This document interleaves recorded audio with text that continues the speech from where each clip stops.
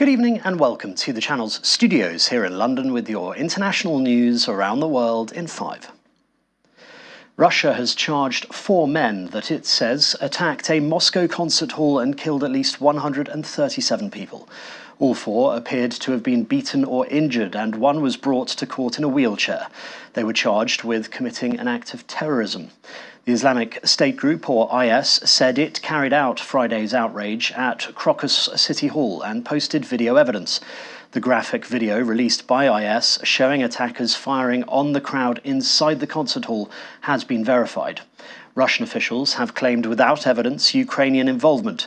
Kyiv says the claim is absurd. However, no Russian official has acknowledged the claim that ISIS was behind the attack. And Kremlin spokesperson Dmitry Peskov said in a news conference on Monday that it was inappropriate to comment on it until the investigation had been completed. Ukraine says it has hit 2 landing ships, a communication centre and other infrastructure used by Russia's Black Sea Fleet off annexed Crimea. An announcement by the Ukrainian General Staff said the Yamal and Azov ships had been destroyed. The Russian-installed governor of the port of Sevastopol said 10 Ukrainian missiles had been shot down. Russia also launched a missile and drone attack on the capital Kyiv and the region of Lviv early on Sunday. The EU has announced investigations into some of the biggest tech firms in the world over uncompetitive practices. The Commission has decided to open its first non-compliance investigations under the Digital Markets Act. Alphabet, which owns Google, Meta and Apple, are all being looked into for potential breaches of the Digital Markets Act introduced in 2022. If they are found to have broken the rules, the firms can face huge fines of up to 10% of their annual turnover. EU antitrust boss Margaret Vestager and industry head Thierry Breton announced the investigations on Monday.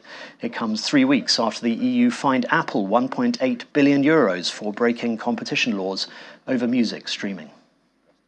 UK MPs who have thought to have been targeted in cyber attacks by China have held a news conference in London.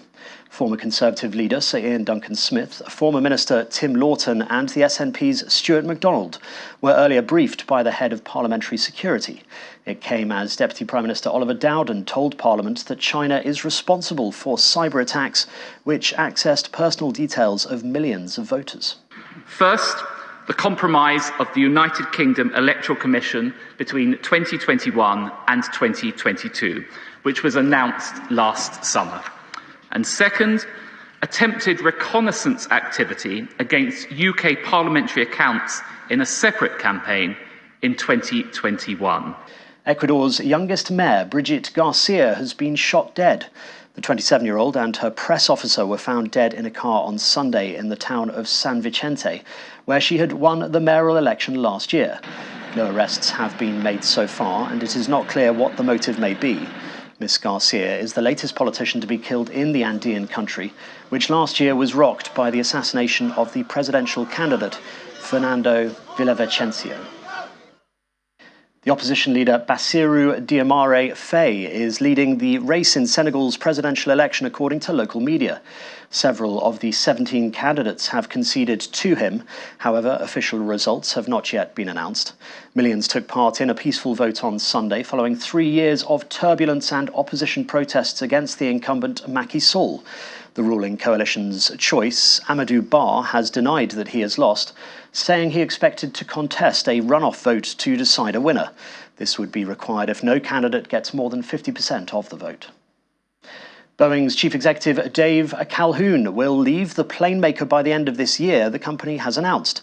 Boeing also said that the boss of its commercial airlines division will retire immediately, while its chairman will not stand for re-election. The firm is under pressure after a door panel on a plane blew out in mid-air in January. No one was injured during the incident, but the firm's safety record has come under renewed scrutiny. And that's your international news around the world in 5. Now back to the channel's studios in Lagos.